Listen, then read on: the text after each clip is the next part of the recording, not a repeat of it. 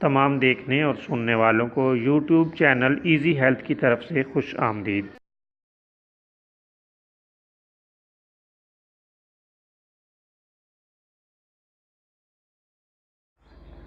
دوستو، آج اس ویڈیو میں ہم آپ کو ایک بہت ہی زبردست نسخہ بتائیں گے۔ یہ حلق کے زخموں کے لیے ہے۔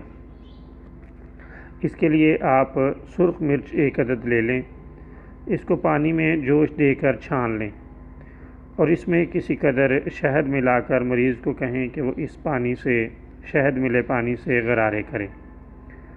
جب پہلی بار مریض غرارے کرے گا تو حلق میں تھوڑی جلن محسوس ہوگی، مگر آہستہ آہستہ ختم ہو جائے گی۔ خدا تعالیٰ کے فضل سے بہت ہی عمدہ اور لاجواب نسخہ ہے اور بہت جلد حلق کے زخموں کو آرام آ جاتا ہے۔